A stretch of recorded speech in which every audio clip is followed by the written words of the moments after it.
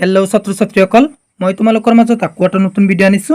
এইটো ভিডিওত আলোচনা কৰিম পৃষ্ঠকালি আৰু আয়তন এই চেপ্টাৰটোত কি ইম্পৰ্টেন্ট কোৱেশ্চন আছে এ টু জেড এইটো ভিডিওত আলোচনা কৰিম। মই এইটো ভিডিওত যিকেইটা কোৱেশ্চন দেখাই দিম তাৰে ভিতৰত তোমালোক এক্সামত কমন পাবাই পাবা 100% শিওৰ।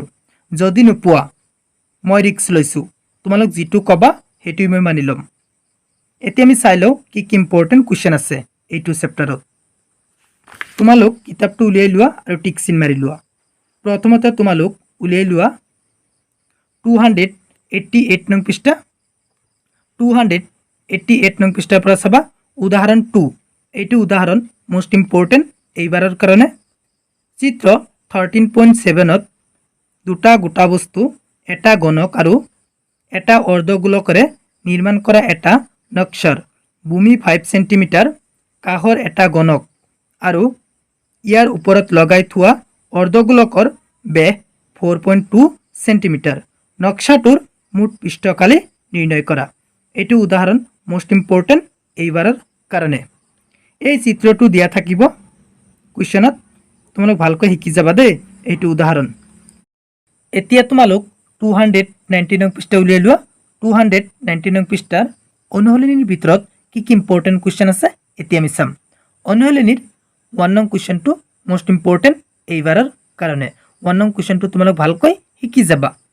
প্ৰত্যেকৰে আয়তন 64 ঘনমিটাৰ বিশিষ্ট দুটা গণক মূৰে মূৰে সংযোগ কৰা হ'ল। চৌপল বা আয়তীয় গণকটোৰ পৃষ্ঠকালি নিৰ্ণয় কৰা। এইটো কুৱেশ্যন মোষ্ট ইম্পৰ্টেন্ট এইবাৰৰ কাৰণে। এইটো কুৱেশ্যন তোমালোক ভালকৈ শিকি যাবা।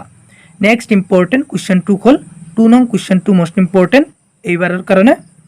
এটা পাত্ৰ এটা খোলা অৰ্ধগোলক আৰু তাৰ ওপৰত এটা খোলা বেলনেৰে গঠিত।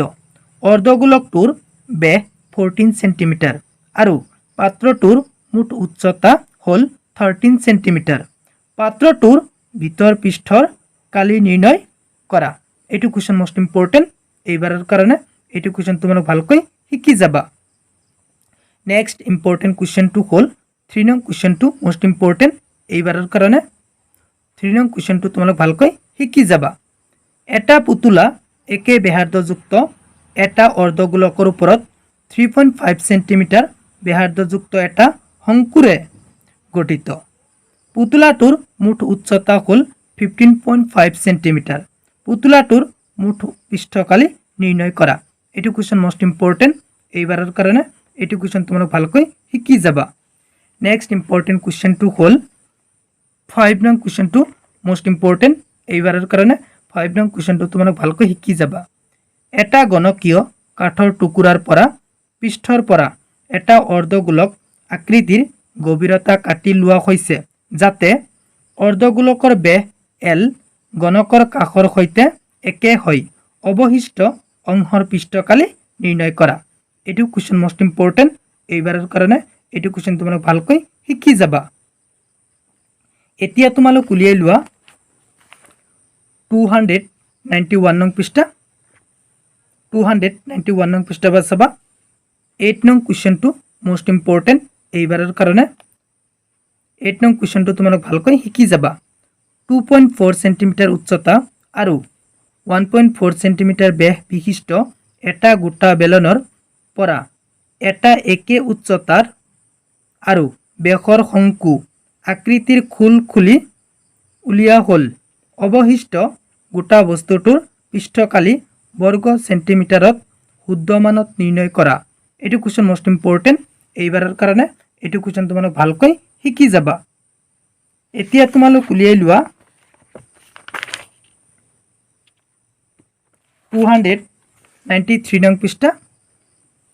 293 নং পৃষ্ঠাৰ পৰা চাবা উদাহৰণ 7।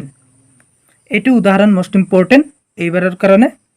এটা অৰ্ধগোলকৰ ওপৰত এটা লম্বীয় বৃত্তাকাৰ শংকুৰ দ্বাৰা আগুৰি থকা আকৃতিৰ এটা গোটা পুতলা সজোৱা হৈছে।